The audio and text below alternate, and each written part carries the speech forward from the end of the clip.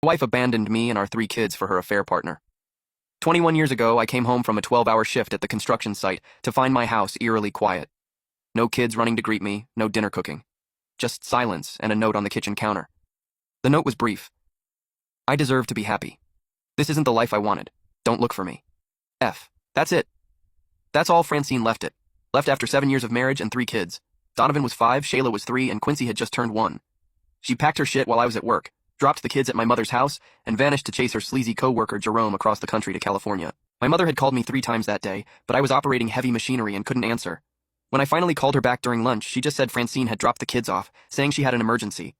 By the time I got home and found the note, Francine was already on a plane. I called her phone, disconnected. Her sister, I don't know anything, Roderick. She just said she needed to find herself. Her parents, they were as shocked as I was. But within a week, they'd somehow rationalized it. Maybe you weren't giving her what she needed emotionally, her mother had the audacity to suggest. I told them to fuck off and never contacted them again. The first night was hell. Quincy wouldn't stop crying for his mother. Sheila kept asking when Mommy was coming back from her trip. Donovan, old enough to sense something was very wrong, just sat on the couch staring at the door. I didn't sleep. Held my boys while they cried, changed diapers, made bottles, and tried to figure out how the fuck I was going to do this. I built houses, poured foundations, framed walls in 100-degree heat, but nothing prepared me for being abandoned with 3 kids under 6. But here's the thing about me. I don't fold. Never have, never will.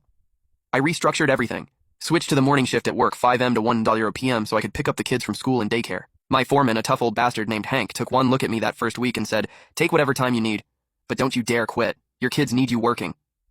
He shuffled schedules, covered for me when daycare called, and never once made me feel like less of a man for being a single father. The divorce was straightforward. Abandonment is abandonment. She didn't contest it.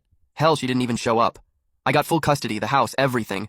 The child support orders went nowhere because she disappeared completely. Fine by me. I didn't want her money. I wanted her gone. Those early years were brutal. You ever try to explain to a 3-year-old why Mommy isn't coming to her dance recital, or why a 5-year-old's Mother's Day card has to go to Grandma instead? Quincy was lucky in a fucked up way. He never knew her, so he never missed her. But Donovan and Sheila, they carried that wound. I never talked shit about Francine to them. Didn't need to. Kids aren't stupid. They figure out real quick who shows up and who doesn't, who signs the permission slips, who teaches them to ride bikes, who's there at 2 a.m. when they're puking.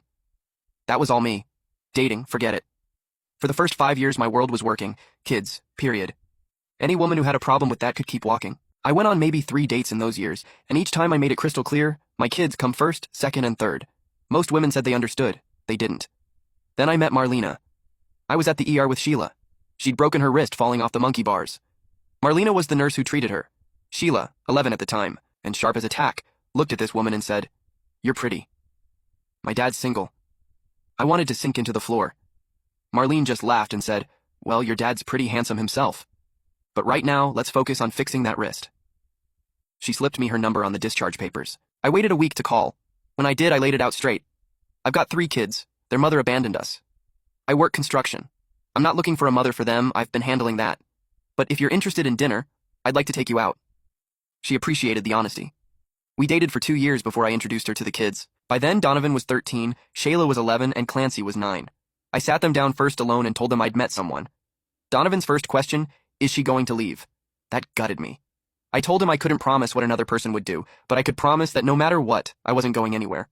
Marlena was perfect with them. She didn't try to be their mother. She just was herself. She came to Donovan's football games, helped Shayla with her science projects, taught Quincy how to cook. She earned their trust slowly, patiently. We got married when Quincy was 11. Small ceremony, just family. The kids were in the wedding party. Sheila, then 13, pulled me aside at the reception and said, "Dad, she's the mom we should have had all along." I'm not ashamed to say I cried like a baby. The teenage years flew by. Donovan went into the trades like his old man, became an electrician. Smart kid, makes better money than I do now. Shayla went to college, became a teacher, says she wants to be there for kids who don't have anyone. Quincy's in his final year of college, study and engineering. My kids turned out fucking amazing, and it had nothing to do with Francine.